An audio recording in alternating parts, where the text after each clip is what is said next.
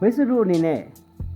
trading ပြုလုပ်တော့မယ်ဆိုလို့ရှိရင်ဒီအချက်လက်လေးသိထားဖို့လိုပါတယ်ဒါကတော့ဘာလဲဆိုတော့ကြတော့မှ beginner trader တွေအများအပြားအမားတွေလှုပ်ထရှိတဲ့အချက်၃ချက်ပဲရှိပါတယ်ခင်ဗျာเนาะအဲ့ဒီအချက်၃ချက်ကတော့နံပါတ်1 stop loss မထားခြင်းပဲဖြစ်ပါတယ် stop loss မထားခြင်းဆိုတာကဘာလဲဆိုတော့ကြတော့ကိုက trade position တစ်ခုကိုဝင်လိုက်တယ်ဒါပေမဲ့လို့အရှုံးအမြတ်တွေကို emotion ဝင်ပြီးတော့ကြတော့ stop loss တွေ TPD မထားဘဲနဲ့ random သိမ်းဖို့အတွက်ကိုကြံဆောင်တာပဲဖြစ်ပါတယ်အဲ့ဒါကအရန်မားတဲ့ကိစ္စပဲဖြစ်ပါတယ်ခင်ဗျာ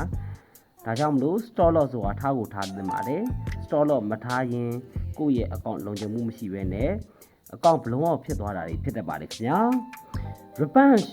ကိစ္စဖြစ်ပါတယ်နောက်တစ်ခုอ่ะเนาะ reverse trading ဆိုတာက reverse ပြန်ပြီးကလစားချီတာကိုကဆုံးရှုံးမှုတစ်ခုဖြစ်သွားတယ်ဆုံးရှုံးမှုဖြစ်သွားတာဖြစ်တဲ့အတွက်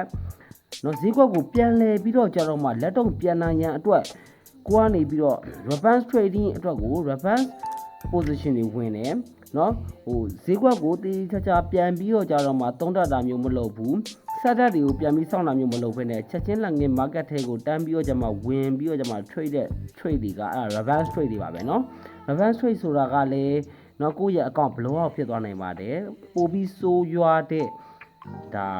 အချက်တစ်ခုပဲဖြစ်ပါတယ်ဗျာเนาะဒါကြောင့်မလို့ stop loss မထားခြင်းရဲ့ reverse trading လုပ်ခြင်းတွေကအန်ဒီရများပါတယ်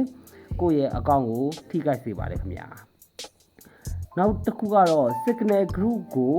blind follow လုပ်ခြင်းပေါ့နော် signal group တစ်ခုကို blind follow လုပ်တယ်ဆိုတာကဘာလဲဆိုတော့ signal တစ်ခုကိုကောင်းကောင်း signal group တစ်ခုကိုကောင်းကောင်းမလေ့လာဘူးကိုကမလေ့လာဘဲနဲ့အဲ့ဒီ signal ကိုသွား join တယ် join ပြီးတော့အဲ့ဒီ signal service တွေကိုလည်းကိုကလေ့လာထားခြင်းမရှိဘူးလေ့လာထားခြင်းမရှိဘဲနဲ့အဲ့ဒီ signal group ကို join ပြီးအဲ့ဒီ signal တွေလည်းသွားပြီး trade တယ် okay အဲ့ဒီ signal ကနော်ကောင်းရင်ကောင်းမယ်နော်ဒါပေမဲ့တခုရှိတာက signal အတိုင်းကို follow တည်ရတာမလုပ်ရင်တော့ဒါအကောင့်ပျက်စီးခြင်းတွေဖြစ်တတ်ပါတယ်နော်ဒါကြောင့်မလို့ signal group နဲ့ join ပြီးတော့ကြတော့မှကိုကနေပြီးတော့ကြမှာတည်တည်ချာချာblind trade blind follow မလုပ်ဘဲနဲ့ကောင်းကောင်းမလုပ်မယ်ဆိုလို့ရှိရင်တော့ important ကောင်းမွန်တဲ့ဒါ